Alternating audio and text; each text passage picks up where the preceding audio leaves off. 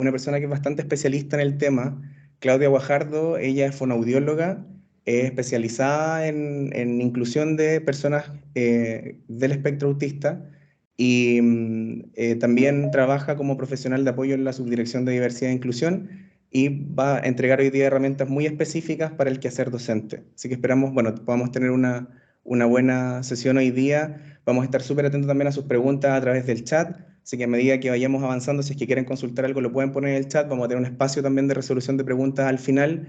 Y la idea es que sea un espacio muy interactivo y dinámico. Así que eso, bienvenidos a esta actividad. Muchas gracias, Yerko. También aprovecho de saludar a todos. Buenas tardes a quienes están participando de esta actividad. Entre ustedes deben haber docentes, equipos de gestiones, quizás administrativos, directivos también, así que los saludamos a todos de manera muy cordial. Y como Subdirección de Diversidad e Inclusión, tal como decía Yerko, estamos generando ciertas acciones, ciertas estrategias para poder ir generando sensibilización, ir apuntando hacia una educación inclusiva, ¿cierto? Y la idea de este taller, quisiera aclararlo, tenemos 2 sesiones de este taller, y la primera sesión es hoy día más bien práctica, más bien teórica, y ya la de la próxima semana va a ser más práctica. Ahí sí vamos a ver estrategias, vamos a ver videos, pero hoy día va a ser más bien teórica.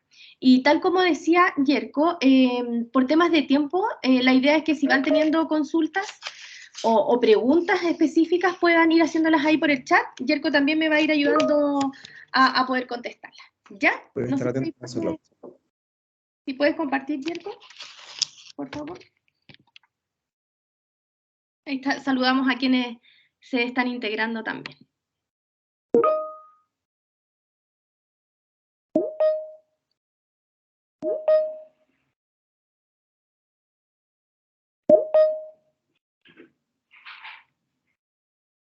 Ahí, más atrás, Yerko, desde el inicio.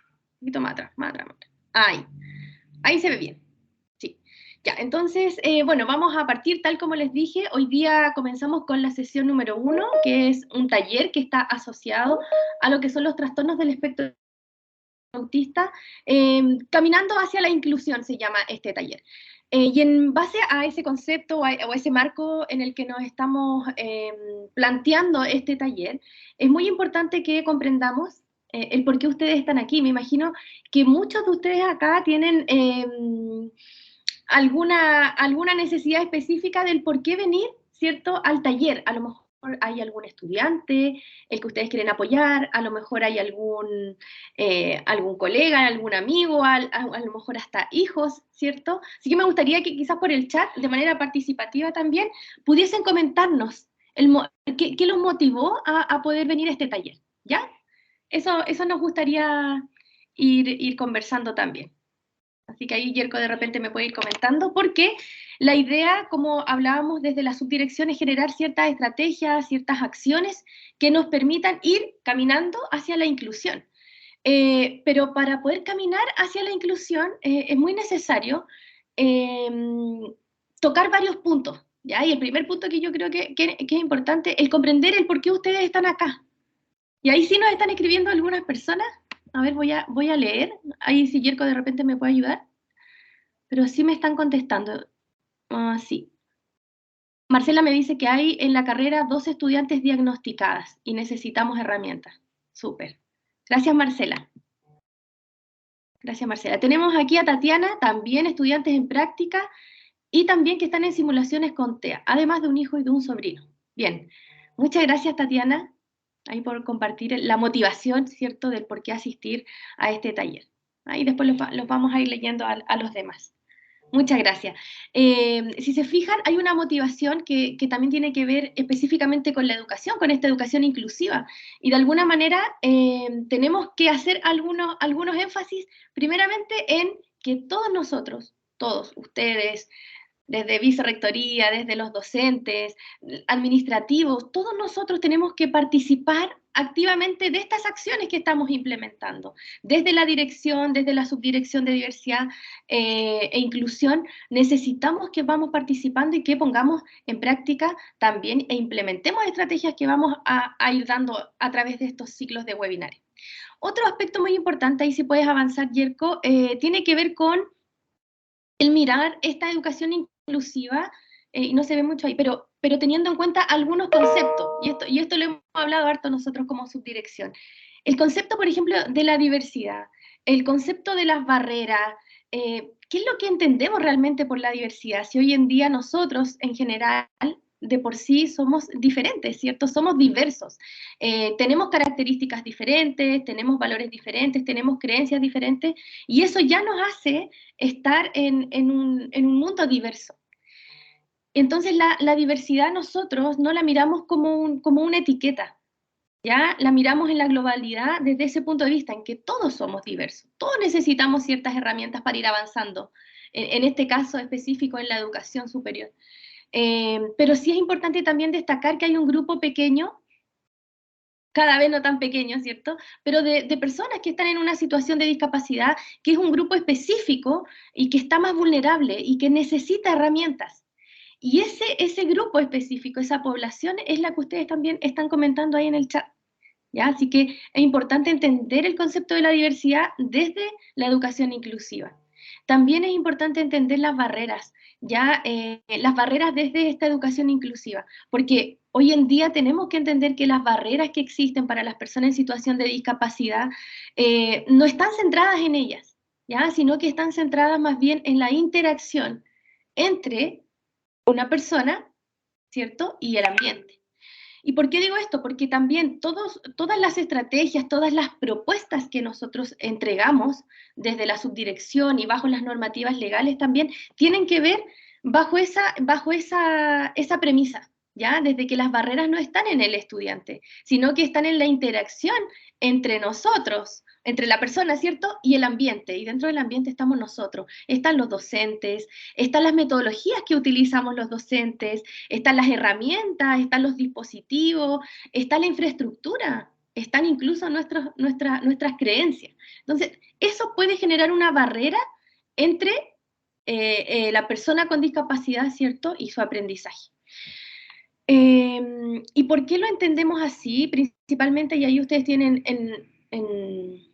en el PPT dos modelos, ya dos modelos en cómo se han ido visualizando o cómo se ha ido comprendiendo la discapacidad, ¿ya? Y tenemos por un lado el modelo biomédico que evidentemente asocia la discapacidad o la comprende de alguna manera desde un enfoque más de un problema, una problemática de salud, ¿ya? Y desde esa mirada de salud, obviamente nosotros queremos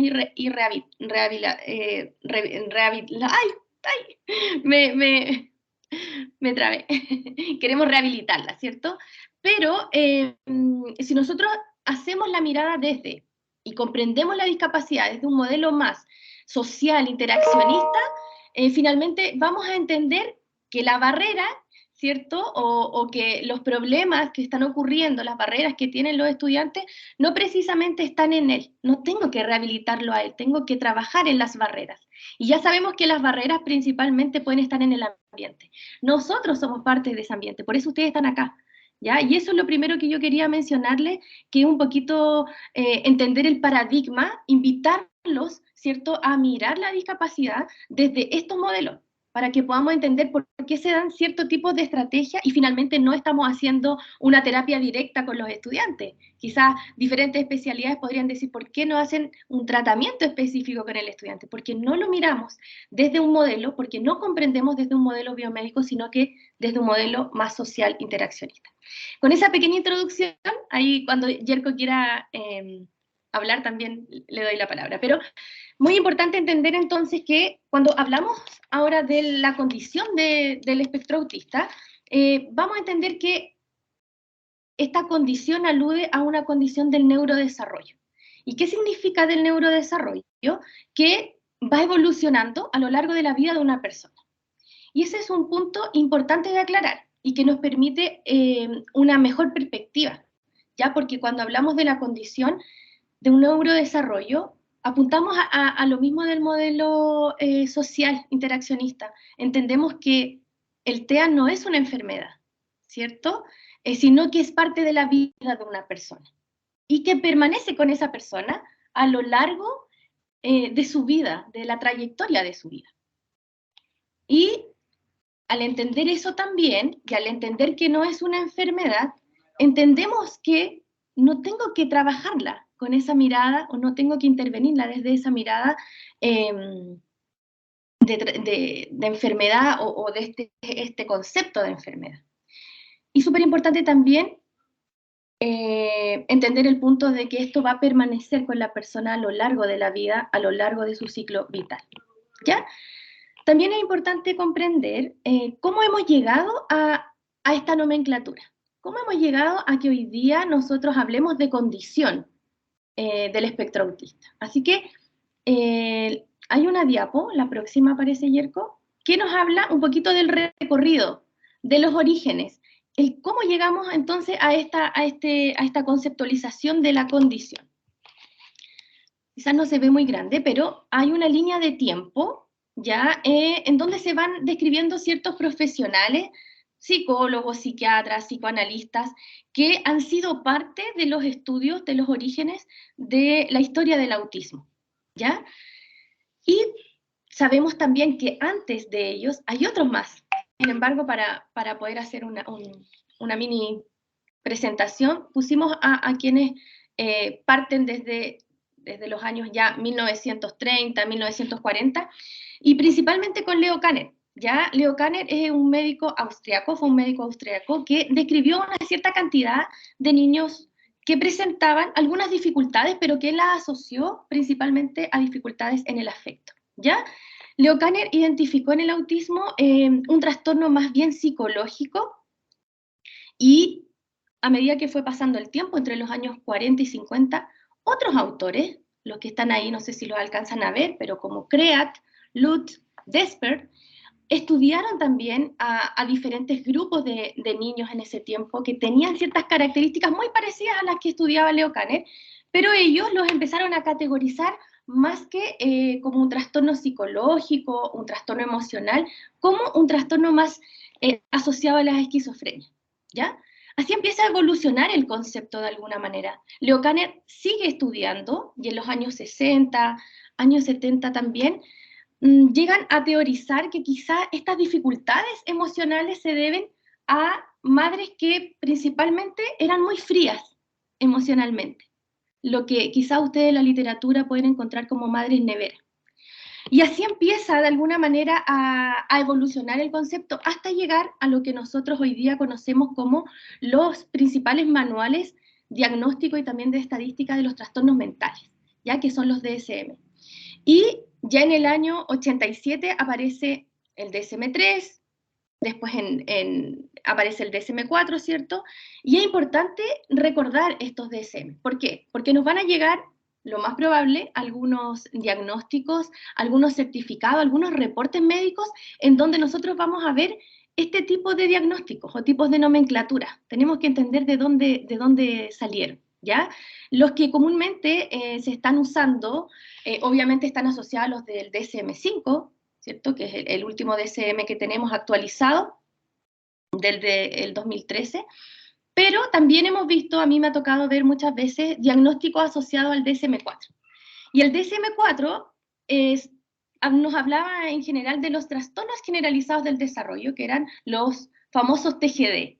Y los famosos TGD eran un conjunto de trastornos, y entre ellos estaba separado el autismo, el síndrome de Asperger, el trastorno desintegrativo infantil, TGD no especificado, y también el síndrome de Rett.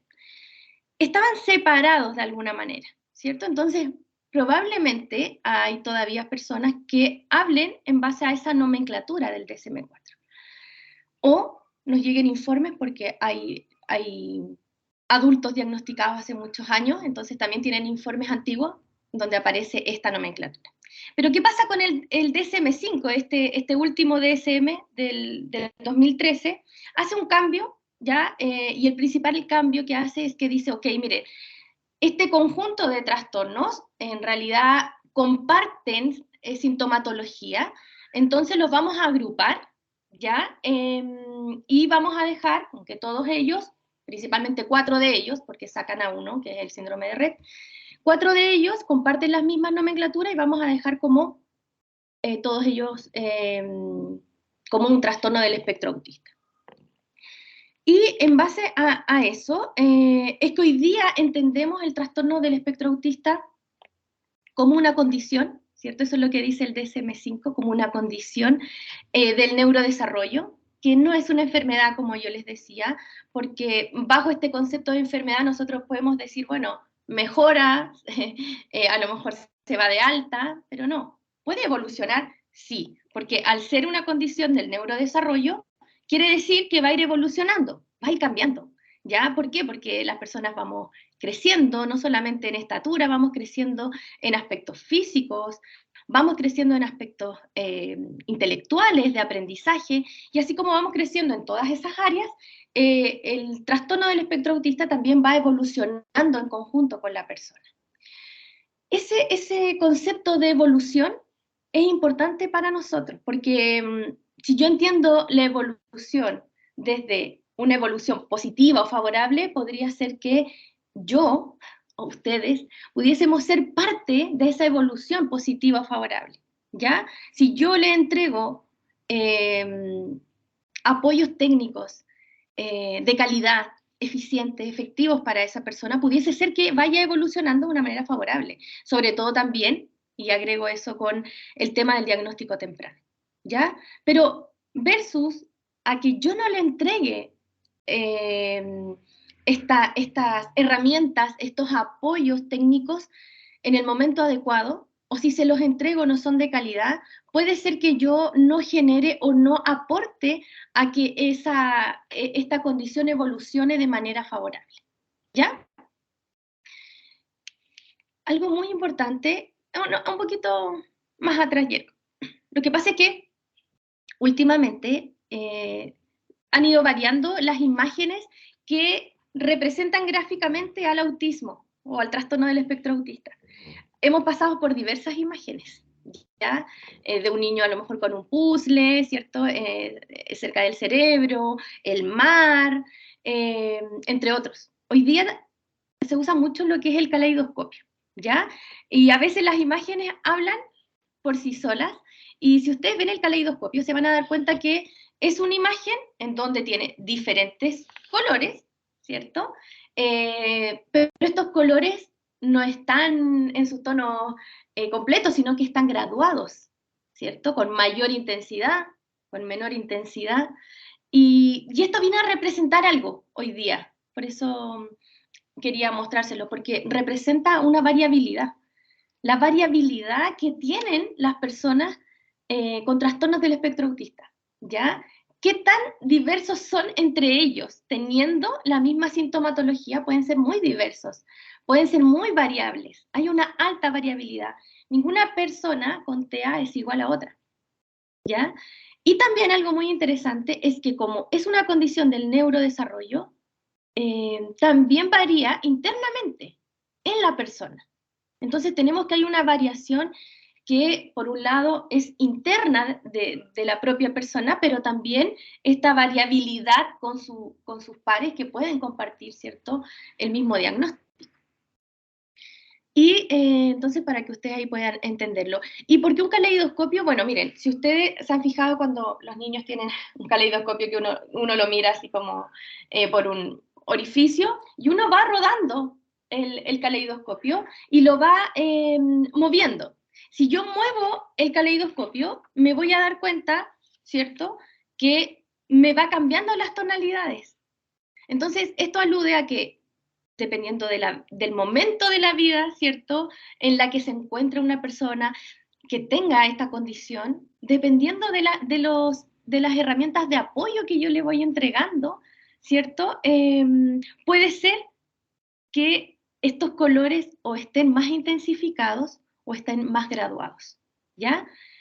Recuerden entonces que esta imagen lo que representa es la variabilidad interna y también externa entre las personas que tienen la misma condición del espectro autista. Bien, hasta aquí algo manejamos ya de la historia del autismo, sus orígenes, un poquito, ¿cierto? La conceptualización y esto de la variabilidad, ¿cierto? Que es una condición que evoluciona, que está con la persona a lo largo de su ciclo vital, entre otros. Y ahora sí viene un video, ahí no sé si este video. Vamos a mostrarle un video ahora para que ustedes puedan reflexionar y después nos puedan decir ahí por el chat qué les parece. ¿Ya? Denme un segundo.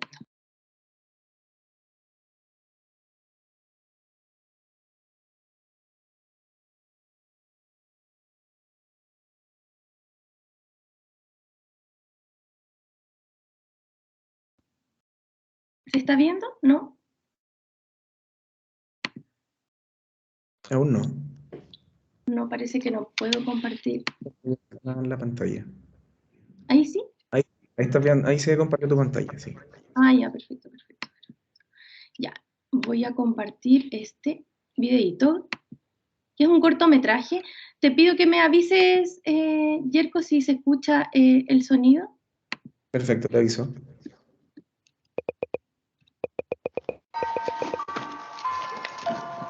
Se escucha bien.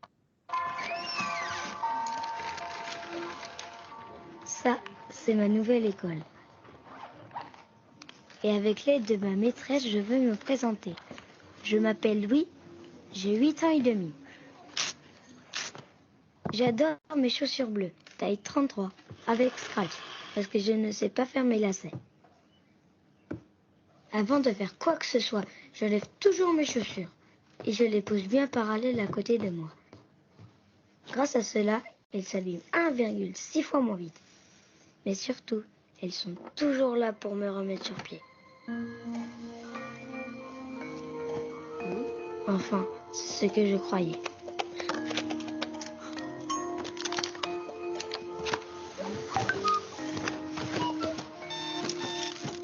Je change souvent d'école, mais pas de chaussures. Dans mon ancienne école, je portais déjà mes chaussures bleues. J'aime quand c'est carré. Quand ça ne l'est pas, je suis perdue. Par exemple, je n'ai jamais saisi pourquoi les gens dansent pour dire bonjour, ni pourquoi il faut les regarder dans les yeux. Cela n'a vraiment pas de sens. Un bonjour suffit.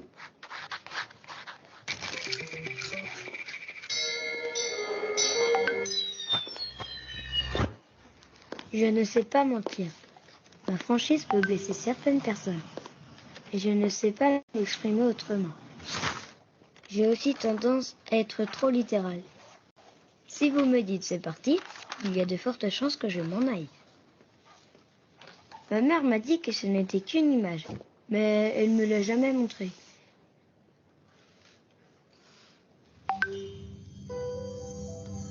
J'ai toujours eu du mal à me faire comprendre. On me dit souvent que ma façon de parler est trop adulte pour les enfants, mais en même temps trop du jet pour les adultes. Pourtant, j'aime la simplicité.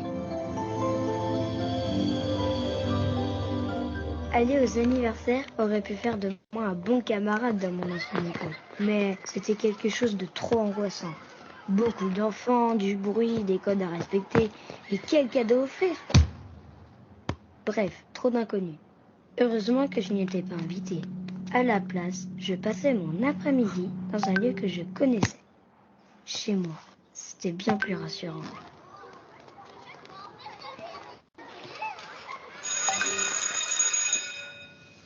Je m'ennuie jamais. Ça, vous pouvez en être sûr.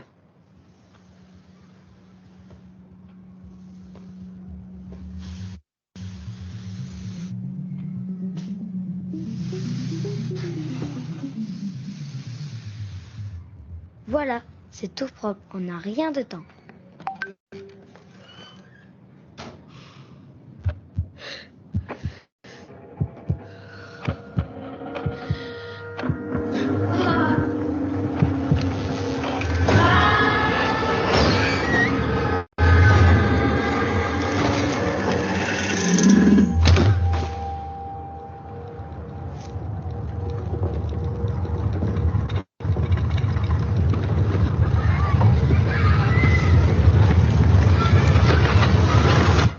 On m'a souvent dit que le problème venait de moi. J'ai même pas ces chaussures. Wendy, où sont ces chaussures? Ne faites pas d'efforts.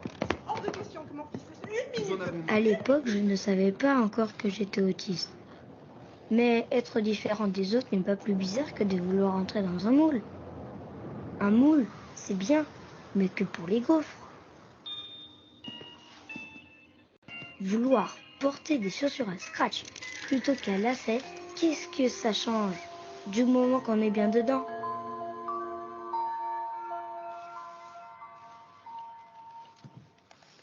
Voilà, c'est pour ça que je suis nouveau.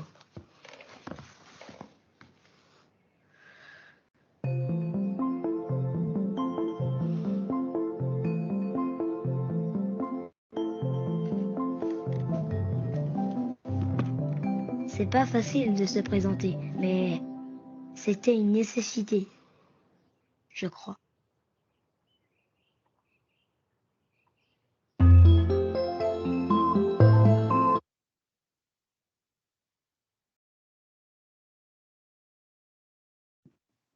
Súper. ¿Se vio bien, cierto? ¿Se escuchó bien? Se lograba ver y escuchar, Clau, sí. Súper. ¿Qué les pareció el video? ¿Qué asociación hacen también con lo que comentábamos en relación a esto de las barreras? ¿Dónde encontramos las barreras, cierto? ¿Quién puede ayudar a mejorar, cierto? ¿O quién puede dar estos apoyos? ¿Será que hay que trabajar solo en el niño? Ay, sí, ahí está la cámara. ¿Será que solamente tengo que trabajar en el niño, en el adolescente, en el estudiante universitario? ¿Será que es el ambiente que debe apoyar? ¿Qué piensan ustedes? Ahí sí, Yerko también por mientras me puede Sí, ir. Clau. Ahí Enzo hace un comentario, dice, qué interesante para poder comprender un poco más lo que acabas de explicar. En el fondo va en la misma línea de lo que venías comentando inicialmente. Ajá, súper, muchas Y gracias. Lina plantea ahí, el ambiente también debe, no, perdón, sí, el ambiente debe apoyar, dice Lina. Y Catherine comenta y dice, el entorno también debe apoyar. En el fondo volvemos a este concepto del modelo interaccionista que planteabas inicialmente, la importancia de poder ir eliminando las barreras del entorno. Fundamental. Fundamental, independiente de la edad, ¿cierto? Lo más importante en cómo nosotros, siendo participantes activos de una comunidad universitaria, de una comunidad educativa, podemos hacer un cambio, podemos ser gestores de un cambio. Y a eso apuntamos. Sabemos que esto es un granito de arena, ¿cierto? Quizás para el gran universo de desafíos que tenemos por delante, pero acá hay 80 personas. Si esas 80 personas empiezan a cambiar el paradigma, como lo he cambiado yo, como lo han cambiado diferentes personas también de acá, algo vamos a ir haciendo y vamos a ir contribuyendo para apuntar hacia esa educación inclusiva que yo les comentaba hace un momento. Bien, si puedes proyectar, Yerko. Yo voy leyendo. Súper. Dice Tamara, trabajar culturalmente como sociedad en ser más tolerantes con nuestras diferencias. Súper, súper Tamara. Después Carlos dice, no solo es el niño o estudiante, creo que se debe considerar el ambiente o entorno social, es vital en ese caso, es impactante al final donde el niño se siente integrado, ¿cierto? Incluido al ver que otros niños tienen conductas similares. Ana Luz Higueras, muchas gracias Carlos. Ana Luz dice, nos permite reflexionar respecto a la necesidad de escuchar, de observar y de tratar de comprender cómo construye su mundo un estudiante con TEA. Excelente, un material que ustedes pueden encontrar en YouTube, que se llama Los zapatos de Luis, y lo pueden encontrar en español. Se los pueden mostrar a sus diferentes cursos, ¿cierto? Si son docentes, pueden ir sensibilizando también de esa manera. Bueno, para seguir avanzando con la exposición, es muy importante ahora comprender qué es lo que nos dice este último manual diagnóstico de estadística también de los trastornos mentales, que es el DSM-5, porque teniendo en cuenta esto, yo voy a saber también que existen ciertos criterios, o sea, hay una lista. Entonces, si esa persona, de alguna manera, y según el DSM-5, tenemos claro si cumple con esos criterios, entonces podríamos estar frente a un diagnóstico de un trastorno del espectro autista. Y principalmente, el TEA, según el DSM-5, habla sobre una diada de afectación. O sea, hay dos cosas que principalmente están afectadas, ¿ya? Y que ustedes quizás lo han escuchado mucho, que tiene que ver, por un lado, la afectación de las dificultades en la comunicación social, pero también, por otro lado, esta inflexibilidad más cognitiva que está asociada a patrones que muchas veces son repetitivos, a veces son estereotipados, ¿cierto? Son restrictivos, entre otras. Y hay ciertos otros criterios que también son importantes de contárselos, que los síntomas, dice el DSM-5, deben estar instaurados, ¿cierto? O deben haber estado instaurados en las primeras etapas del desarrollo de un niño. Además, estos síntomas debiesen impedir, ¿ya? O restringir la participación de estas personas, ¿cierto? En ciertos contextos, en uno o más contextos, ¿ya? Y también nos dice el DSM-5 que estas alteraciones no se deben y no se explican mejor por una discapacidad intelectual o por un retraso global del desarrollo, ¿ya? Entonces, principalmente me fijo en que hay una diada de afectación, por un lado la comunicación social y por un lado estos intereses tan restrictivos, restringidos y o estereotipados. Pero recordemos que estas dificultades de la comunicación social están dentro de este caleidoscopio. Es decir, puedo tener una persona que tenga trastorno del espectro autista y no tenga lenguaje oral, verbal, ¿cierto? Por ende va a fallar en la comunicación social, ¿cierto? Pero por otro lado, puedo tener una persona dentro de este caleidoscopio que tenga un lenguaje superfluido, un lenguaje adecuado gramaticalmente en cuanto a la longitud de sus oraciones. Sin embargo, esta persona solo me habla o generalmente habla más de sus propios intereses. No me cede el turno al hablar, porque solo quiere hablar él de sus propios intereses. Y cuando yo le hablo de los míos, principalmente no me toma atención. Entonces, ahí también en esa variabilidad hay una falla en la comunicación social. Esa es la variabilidad de la que yo les hablaba de este caleidoscopio, ¿ya? Ninguna persona con TEA es igual a la otra. Entonces, hay mucha variabilidad. Lo mismo pasa con los patrones restrictivos, repetitivos y estereotipados, ¿ya? Avancemos, Diego.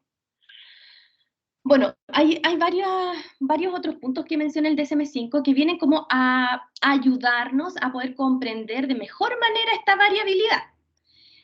Y uno de esos puntos primero tiene que ver con, y eso no se los mencioné antes, pero tiene que ver con que hoy día el DSM-5 también nos permite visualizar que el TEA pudiese estar conviviendo con ciertas comorbilidades, ¿ya? Comorbilidades como déficit atencionales, discapacidades intelectuales, pudiese ser que estén conviviendo con dificultades de salud mental, ¿ya? Con trastornos de salud mental, y otros también. Entonces, hoy día podemos tener un estudiante que presenta un trastorno del espectro autista y su comorbilidad puede ser un trastorno ansioso-depresivo, que es una de las principales características de los estudiantes universitarios. Ya no sé si tienen alguna acotación, si conocen a alguien con TEA, pero con una comorbilidad de salud mental, que es una de las principales características de los universitarios TEA, ¿ya? Estas comorbilidades son importantes porque me hacen visualizar el cómo yo debo ir apoyando o debo ir gestionando ciertos apoyos para el estudiante. ¿Será que el estudiante no solamente necesita el apoyo de los ajustes razonables? ¿Será que el estudiante necesita además un apoyo externo de otro profesional? Porque solo haciendo el ajuste razonable en cierta asignatura no vamos a poder tributar a solucionar o apoyar otras dificultades que él está presentando en otras áreas de su vida, como la salud mental, ¿ya? Entonces, por eso es importante también destacar que pudiésemos estar frente a una persona con TEA, pero con comorbilidades, ¿ya? Bien, y lo otro que tiene que ver con el DSM-5 es que, a su vez, el DSM-5 nos propone identificar ciertos grados de niveles de apoyo que requiere una persona con autismo, con TEA, en cuanto a los niveles de apoyo en relación a la diada que yo les había hablado, esta diada de afectación. Es decir, ¿qué significan estos grados de apoyo? Significa que esta persona con trastorno del espectro autista va a necesitar un nivel de apoyo, ¿cierto?, para poder desenvolverse quizás en ciertos contextos, o para poder generar cierta participación en ciertos contextos. Entonces pudiésemos estar frente a una persona que tiene trastorno del espectro autista y se encuentra con un nivel de apoyo en una parte de la diada con un número y en la otra parte de la diada con otro número. El DSM-5 nos presenta diferentes grados de apoyo. Tenemos un grado 3, ¿cierto? En donde se necesita ayuda muy notable, un grado 2, un grado 1, y también podríamos estar dentro de la normalidad o decir que esta persona con TEA no requiere mayores apoyos, ¿ya? Este tema de los grados de apoyo no está relacionado a qué tan severo sea un TEA. A veces nos preguntan como, bien, ¿será que el TEA, esta persona presenta un TEA severo o leve? No sé si les ha ocurrido o les han mencionado, yo tengo un TEA leve también. Se autodeterminan también con grados como de severidad. Pero estos niveles de apoyo no apuntan hacia el grado de severidad, sino que a los apoyos, a los niveles de apoyo, ¿cierto? Que requiere para desenvolverse tanto en la comunicación social y también en los intereses restrictivos, repetitivos o estereotipados. ¿Ya? Bien, teniendo en cuenta esto, ya los criterios diagnósticos de este DSM-5, teniendo en cuenta las comorbilidades que puede tener una persona con TEA, entendiendo los niveles de apoyo, yo les pregunto, y le hago esta consulta, yo sé que ahí están preguntando por el chat, pero ahí vamos a ir contestando. ¿Será que nosotros en la universidad tenemos un perfil de estudiantes TEA con niveles de apoyo más asociados como a los números más bajos, ¿cierto? ¿Qué piensan ustedes? ¿O qué es lo que ustedes están enfrentando hoy en día? ¿Estamos enfrentando a estudiantes con TEA en niveles asociados más al 3, al 2, al 1? ¿Qué es lo que ustedes visualizan? ¿Que requieren muchos apoyos? ¿Que requieren pocos apoyos? ¿Que requieren apoyos a lo mejor solo en la universidad? ¿Qué es lo que ustedes visualizan ahí en sus estudiantes o en las personas que ustedes conocen? Ahí pueden ir comentándolo. Súper. Mire, María Magdalena nos dice que, claro, estarían en niveles más bajos. Y Elizabeth dice, claro, niveles 1.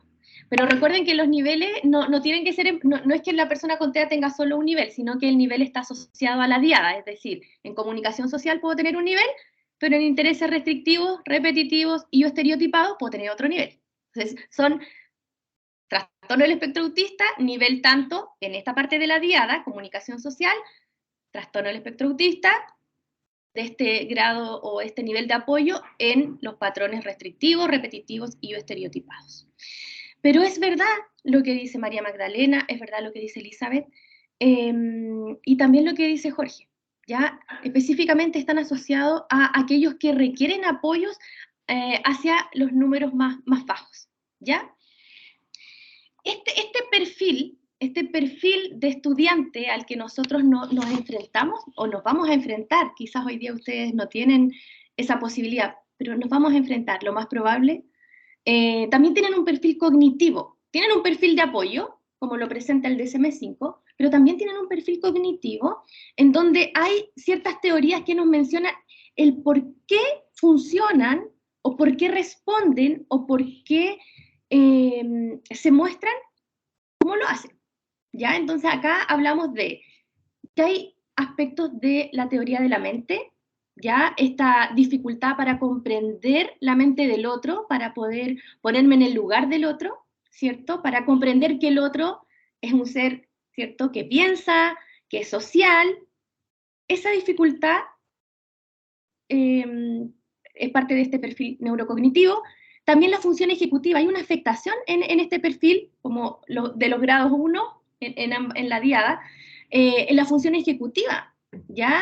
Esta función ejecutiva son un grupo, ¿cierto?, de funciones que necesitamos principalmente, denme un segundito, un segundo.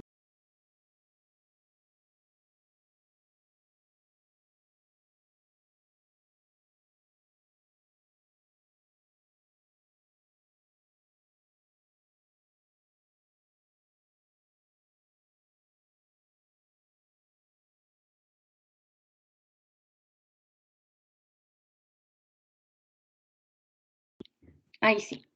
Bien, entonces este perfil que yo les comentaba tiene una afectación en la teoría de la mente, también una afectación en las funciones ejecutivas, que son estas capacidades para poder organizar alguna actividad, para poder a lo mejor organizarla, ¿cierto?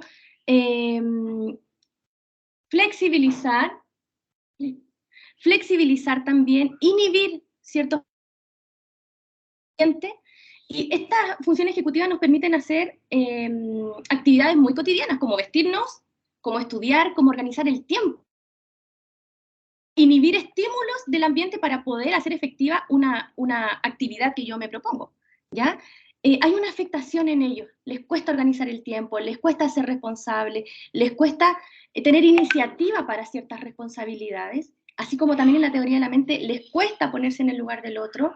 No es que no sientan, les cuesta entender o tener la iniciativa también más desde la mirada emocional y social. Y también hay una teoría que menciona las dificultades o capacidades también, ¿cierto? Porque ellos tienen una capacidad muy específica en visualizar los detalles de objetos, de situaciones, de personas. Visualizar el detalle, pero una dificultad también a su vez para mirar el todo de una persona, el todo de un objeto, el todo de una situación. Y eso tiene que ver con afectaciones en la coherencia central. Bueno, estas tres principales características nos hacen un perfil de este estudiante que presenta trastorno del espectro autista más aquí hacia la vida adulta, ¿cierto? Este perfil, ¿será un perfil positivo, un perfil negativo? ¿Cómo lo visualizan ustedes? Aquí quiero ver sus percepciones, no sé, ¿ahí qué piensa Yerko? ¿Será un perfil que está asociado a algo malo? ¿Podríamos quizá ver el lado positivo? No sé qué piensan.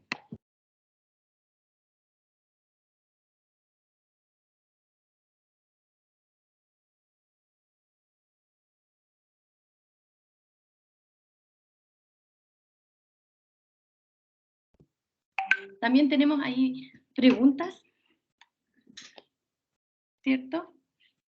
¿Qué piensan ustedes? ¿Podríamos mirar este perfil desde una arista más positiva? ¿Podríamos quizás sacar provecho a que si bien pueden tener dificultades en estas tres áreas, principalmente, pudiese ser también que pudiésemos sacarle partido a estas tres áreas, ¿cierto? Entonces, hay fortalezas, hay debilidades, por supuesto, hay aspectos a mejorar, pero yo los invito hoy día a mirar con positivismo en el fondo un perfil que nosotros también podemos ir orientando en este camino universitario, ¿ya? Ay, ahí me están complementando súper bien. Stephanie dice, por ejemplo, tiene mayor capacidad de análisis, súper. Es un perfil, nunca es negativo, no es negativo, súper Ana Luz. Cada estudiante tiene capacidades y debemos centrarnos en eso y potenciar esas habilidades. Excelente. Fernando dice la capacidad de ver los detalles que a veces pudiésemos pasar por alto. Súper. Siempre se enfoca desde lo que carecen, no de lo positivo. Excelente. Ahí si Yerko me ayuda a leer el último que no lo vi. Me parece que es de Elizabeth.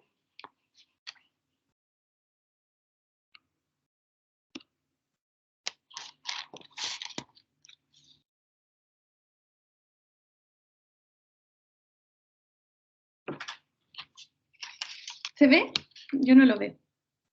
Que me llegó aquí al celular, no sé si tú lo ves. Elizabeth Astudillo parece que...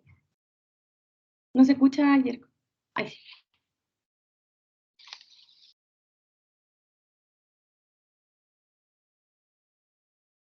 Que creo que tengo que salirme de la presentación para dar respuesta, por eso no lo había visto. Pero Okay. veo uno que dice, yo creo que es un perfil positivo, dice. Se puede confundir hasta con un alumno con déficit de atención. Tener en nuestras aulas alumnos TEA nos debe motivar como docentes a utilizar nuevas herramientas y más flexibles, y a ser más flexibles, dice. Súper. Excelente. Súper bien. Ahora sí, ya. Volvamos a la presentación. Bien.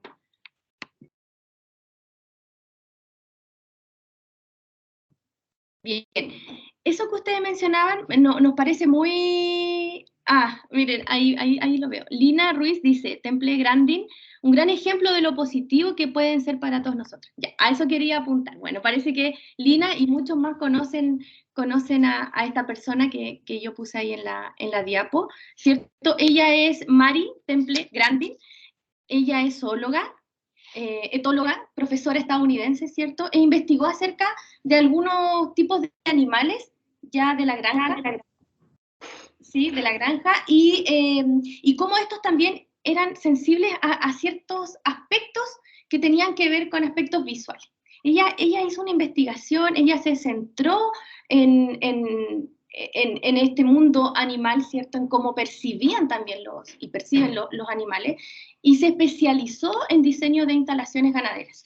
¿Por qué pongo este ejemplo? Porque en este perfil neurocognitivo, en este perfil cognitivo que uno muestra, pudiese ser que viésemos lo negativo, pero la invitación es eso, o sea, dentro de sus aulas hay personas que tienen TEA, ¿cierto? Que están dentro de la condición y que lo que necesitan es una orientación, que necesitan obviamente ajustes, apoyos técnicos para poder ir avanzando en la educación superior. Los necesitan a ustedes, ¿cierto?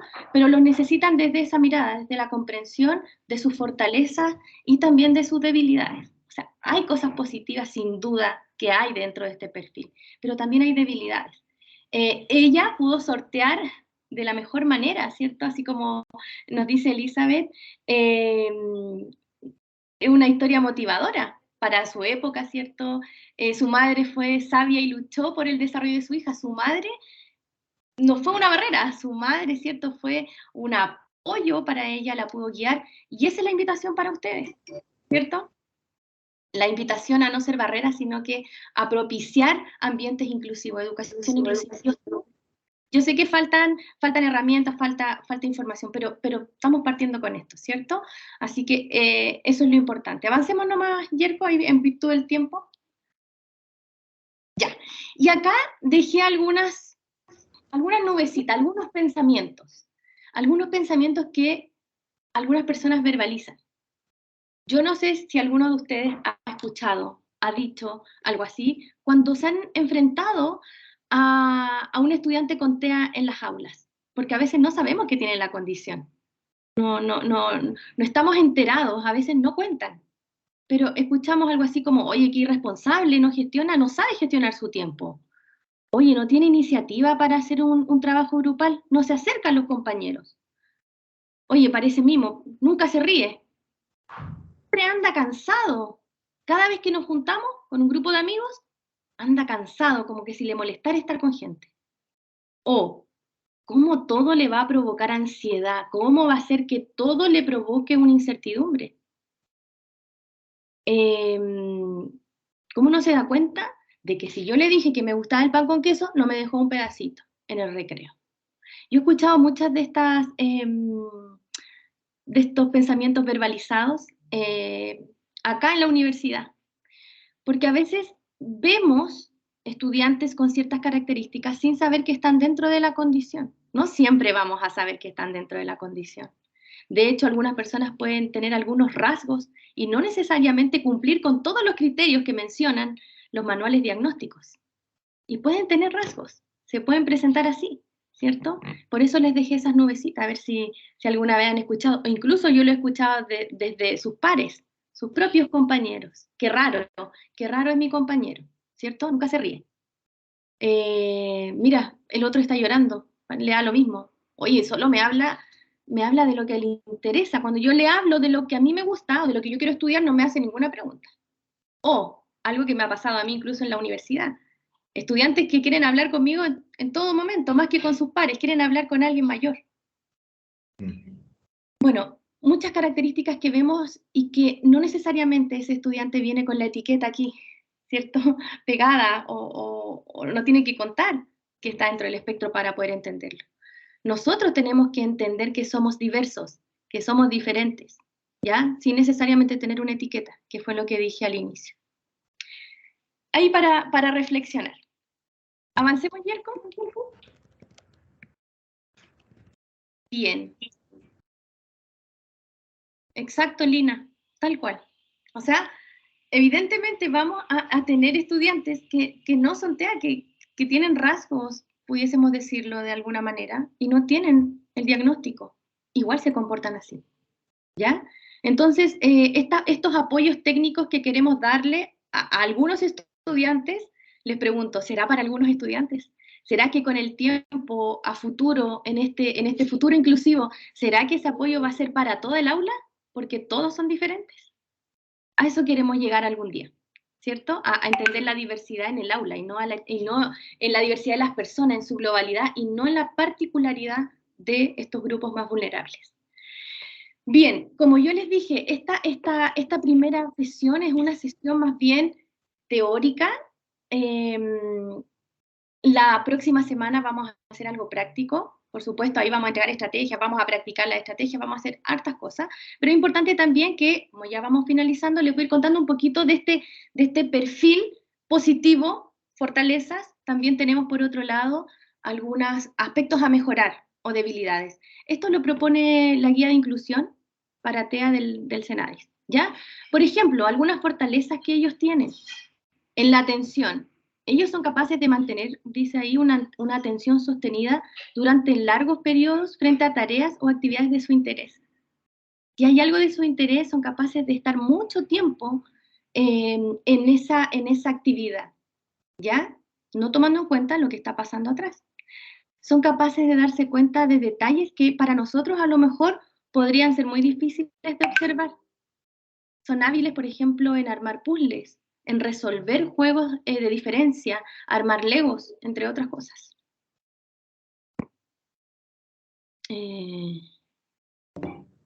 También el aspecto, alguien habló ahí, me llegó al celular. Dice, en la capacidad visual, ¿qué fortaleza en este perfil tienen las personas con TEA? Aprenden de lo que ven. Tienen un desarrollo o una capacidad visual muy alta, muy amplia, ¿ya? Piensan en imágenes o en cosas concretas que ellos pueden ver. En teoría de la mente, que pensamos que a lo mejor solo tienen dificultades en teoría de la mente, fíjense que hay algo que menciona esta guía, que es que ellos son honestos y directos para decirnos lo que piensan. Y a veces nosotros eso lo interpretamos como que fueran desubicados. ¿Se fijan? ¿Quién es la barrera ahí? ¿Quién es el que no entiende finalmente al estudiante? ¿Se fijan? En la memoria, fortalezas. Pueden recordar datos muy específicos. Hay memorias muy desarrolladas en ámbitos visuales, auditivos, entre otros. Ya son capaces de recordar datos muy específicos, fechas, marcas, signos, nombres, entre otras cosas. Y generalmente relacionadas a sus intereses.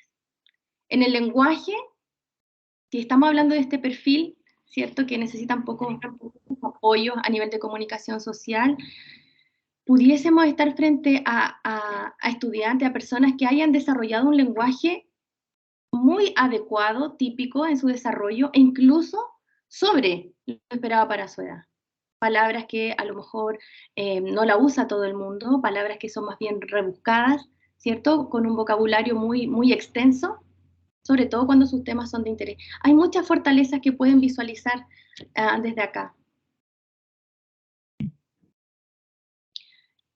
Dice, estas fortalezas están presentes, exacto, por eso yo les hablaba del perfil, o sea, tenemos un caleidoscopio, recuerden, es una variabilidad, ¿cierto? Es una variabilidad. Nosotros estamos hablando de ciertas fortalezas dentro de un perfil. Pasemos al otro, y parece que alguien dijo, Jorge, una persona que necesita una mirada, sería valioso respetar la diferencia como la vida misma. Que hay dos visiones respecto a una habitual, la persona rara o el polo físico. No entendí ahí, Jorge, si tú puedes detallarlo. Y aquí tenemos en esta próxima diapo algunos aspectos a mejorar, algunas debilidades, ¿cierto? Quizás en la atención, por un lado, había una fortaleza, pero también pudiese ser que la misma atención tenga una debilidad o un aspecto a mejorar. ¿Por qué? Porque se enfocan solo en los detalles, ¿cierto? Que puede ser una fortaleza, pero puede ser que en ciertas actividades o en ciertos objetos que tienen que visualizar, no miren realmente lo que se les está solicitando o lo importante de ese momento, ¿ya? Como yo les comentaba, las personas con trastornos del espectro autista pueden convivir con comorbilidades, entre ellas el déficit de atención. También eso puede ser un aspecto que se puede mirar como una debilidad. Les cuesta, en cuanto al lenguaje, aspectos del lenguaje más abstractos que tienen que ver con la semántica, con el nivel semántico, el lenguaje figurado, aspectos que tienen que ver con entender aspectos que están asociados a conceptos abstractos, como los refranes, como las metáforas, como las ironías. Entonces, si yo entiendo que hay una debilidad, por ejemplo, en esta área, yo en mi clase debiese evitar este tipo de lenguaje, ¿cierto? Porque sabemos que es algo que a ellos les va a costar. Les cuesta inferir cosas que no están escritas. En cuanto a la capacidad auditiva, pudiese ser que les cueste más el procesamiento auditivo que el visual. El visual es una fortaleza. En cuanto al funcionamiento ejecutivo, yo diría que en este perfil es muy importante entender que acá ellos funcionan un poco más lento. Les cuesta planificar, organizar lo que tienen que hacer, las tareas que les demanda el medio, tanto tareas hogareñas, responsabilidades de hogar, pero también, por ejemplo, responsabilidades que tienen que ver con la vida universitaria. Les cuesta flexibilizar frente a esos cambios. Les cuesta inhibir ciertos estímulos para poder concentrarse y organizar una actividad. El estudio, por ejemplo, necesita de la función ejecutiva, el vestirse, muchas actividades de la vida diaria, ¿ya? Y en cuanto a la teoría de la mente, tenían una fortaleza que ellos podían ser muy honestos, directos en decirnos las cosas, pero también tienen dificultades en entender lo que otros piensan, ¿ya? O, por ejemplo, como dice ahí, conversar de lo mismo en relación a sus propias emociones, a describir sus propias emociones, o a comprender emociones pero desde otra perspectiva, o sea, mirar una situación emocional pero desde otra perspectiva, ¿ya? Les cuesta no sentir, sino que les cuesta ponerse en el lugar del otro y comprender ese otro punto de vista. Entonces, en este perfil, recordemos que hay perfil positivo, fortalezas, pero hay unas debilidades que tenemos que apoyar en mejorarlas para que vayan evolucionando en conjunto con la persona de la mejor manera. Entendiendo estas debilidades, es que existen desafíos para nosotros, desafíos para que ellos puedan acceder a ciertas informaciones dentro del aula, desafíos para que puedan acceder al currículum y otros desafíos también más, ¿ya? Entonces, eso es lo que vamos a ver ahora, si no me equivoco, si avanzamos. Entonces, acá vamos a dejar ciertas barreras. ¿Por qué? Yo las voy a nombrar solamente. Pero con esto quiero hacer el enganche para la próxima semana. Aquí ustedes tienen barreras que la próxima semana vamos a presentar estrategias para resolver estas barreras de acceso al currículum, ¿ya? ¿Qué vamos a hacer si a un estudiante tiene problemas para relacionarse con los demás? ¿Qué pasa si un estudiante no tiene la iniciativa para poder hacer grupos dentro de una actividad grupal, un trabajo colaborativo, competencias, ¿cierto?, para nosotros genéricas dentro del plan de estudio y de asignatura? ¿Qué vamos a hacer? ¿Qué vamos a hacer si él se tiende a aislar en la sala? Si tenemos que hacer un trabajo. Si tenemos que hacer un trabajo que involucra varias sesiones, una B-Pro, por ejemplo. ¿Qué vamos a hacer ahí? Necesitamos estrategia, ¿cierto? ¿Qué vamos a hacer si tiende a rechazar las actividades que yo le pido que haga con su compañero? ¿Qué puedo hacer? ¿Hasta dónde puedo ayudar? ¿Qué es lo que puedo hacer yo como docente? Estas son barreras que ocurren. Parece que Ana Luz, presentaciones orales. Sí, exacto. Muchas barreras que pueden nacer, ¿cierto? Dentro de este contexto educativo superior.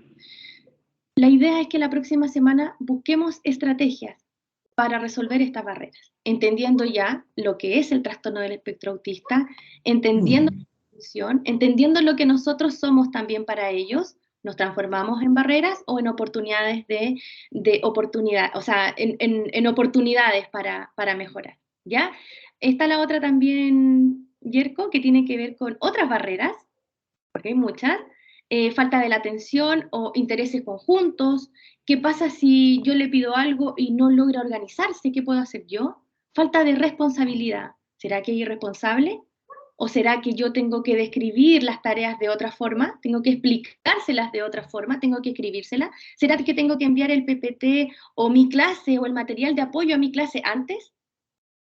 ¿Qué pasa si yo soy una persona muy chistosa dentro de mi clase, pero pareciera que esta persona o este estudiante no se ríe porque tiene dificultades en el lenguaje más abstracto? ¿Qué pasa? ¿Qué hago ahí? ¿Cierto? ¿Qué pasa si tengo que cambiar la prueba y no pude avisar hasta el día o unos días antes?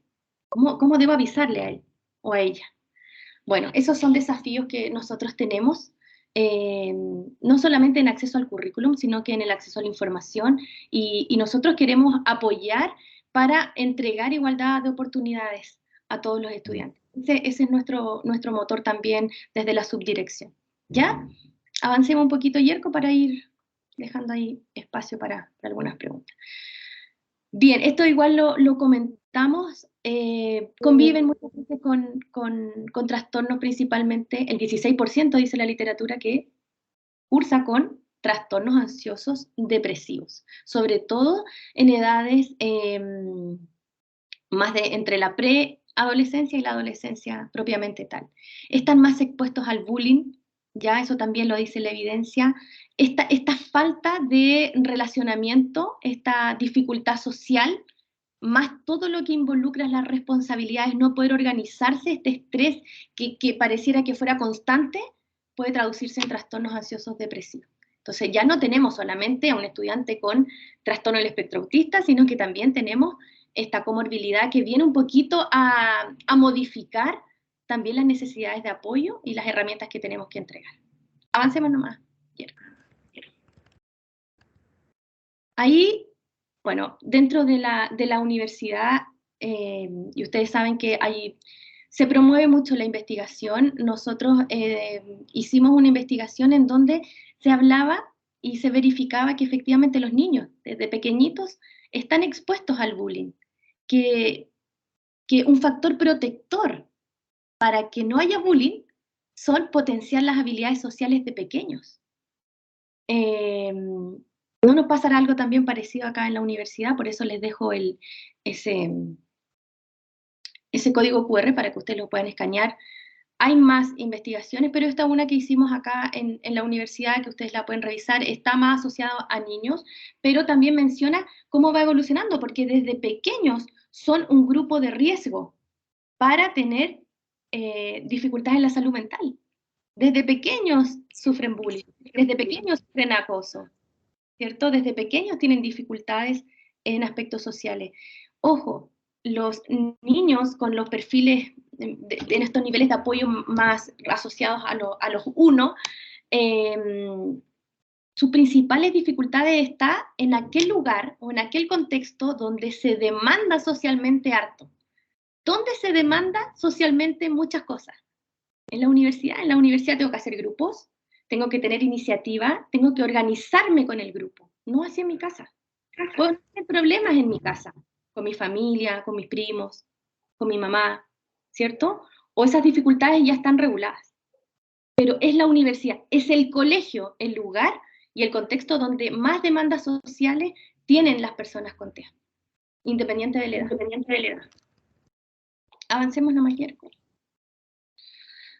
No, avancemos porque son algunas estrategias para ir finalizando y contarles qué es lo que estamos haciendo, qué es lo que hay disponible también en la universidad. En la universidad se trabaja con muchos elementos y con muchos instrumentos, también con muchas herramientas que nos pueden servir bastante para ir afrontando algunas dificultades o para ir adquiriendo algunas nuevas herramientas. Contarles que desde la Subdirección de Diversidad e Inclusión estamos trabajando en una guía inclusiva, que es la que está ahí al medio, para que ustedes puedan tener las herramientas concretas, ¿cierto? ¿Qué hacer el día de mañana? Quizás no son las específicas para cada persona, porque hay que pensar que cada persona es muy variable, pero sí aspectos generales que les van a servir. Estamos trabajando en ella, próximamente se va a hacer un lanzamiento. También hay ebooks que tienen que ver para potenciar habilidades sociales. Recuerden que las habilidades sociales, la literatura dice que son habilidades protectoras, por ejemplo, para el bullying. ¿Ya? Hay páginas web que nos enseñan acá en la universidad, colgadas ahí en la página de la universidad, a que nos muestran un poquito de lo que es el TEA.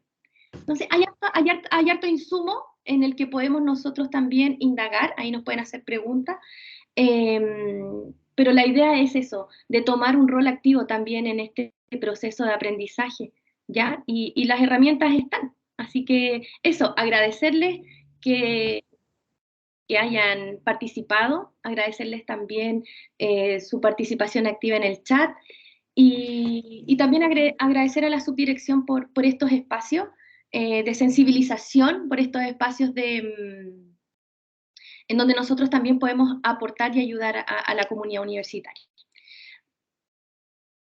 Bien, muchas gracias Claudia a ti por la exposición, por compartirnos toda la información que nos entregaste, muy valiosa. También valoro mucho el diálogo en el chat. Sin duda alguna este es un tema que genera harta inquietud y al mismo tiempo mucho interés. Quería compartirte que Juan José escribió hace unos minutos, dice, creo que una de las barreras más importantes son las creencias de los profesores y hace una pregunta, ¿cómo va a ser un buen profesional si es que tiene pánico escénico? Que me imagino que son las preguntas que se pueden hacer los docentes en ese escenario. Entonces la idea de ahí es cambiar el paradigma desde el cual el profesor está mirando al estudiante, que me pareció súper interesante. Súper. Ahí también Stephanie te dice, Claudia, soy profesora de educación diferencial y agradezco muchísimo el enfoque de tu presentación. Espero con ansias la segunda sesión, que es la próxima semana. Nuevamente ahí recalcamos eso, los dejamos súper invitados, porque ya la próxima semana, como comentaba Claudia, lo que está preparado es realizar acciones que son más concretas, realizar algunos casos, revisar algunos casos, situaciones específicas donde se puedan resolver problemáticas, donde ya el conocimiento se pone a prueba. Perdón, ¿esos ebooks dónde están? Te pregunta Elizabeth. Bueno, les dije que en la guía de inclusiva para educación superior, estamos trabajando en ella, se viene el lanzamiento, así que ahí les vamos a estar avisando. El ebook de estrategias de habilidades sociales para estudiantes y jóvenes con TEA también va a tener un lanzamiento próximamente, así que se los vamos a enviar, va a estar alojado ahí en alguna parte de la página de la universidad. Y hay otra página en donde se llama Conoce TEA, que también está alojada ahí en la universidad, eso se los podemos mandar. Y necesitan algunos códigos de acceso. A quien esté interesado nos pueden escribir a diversidad e inclusión @uautónoma.cl y podemos enviárselas también para que puedan investigar un poco más y poder empaparse, ¿cierto?, de lo que es este mundo de los trastornos del espectro autista. Eso. Perfecto. Y la próxima semana, el día viernes a las 3:30, ahí con tiempo para poder, porque ya vamos a trabajar de manera muy práctica en grupos, así que esperamos una convocatoria igual que ahora. Muchas gracias. Bueno, mucho agradecimiento ahí, Nancy, Marcela, Felipe, todos agradeciendo mucho por la sesión. Vamos a compartir la información que están solicitando igual ahí. Preguntan particularmente el enlace donde aparece la información sobre TEA alojada en la web, que también se le pueden compartir. Y bueno, los dejamos invitados, como bien decía Claudia recién, para la próxima semana y estamos atentos a que sigamos trabajando en este tema. Que les vaya muy bien. Chao, chao, gracias. Chao, gracias.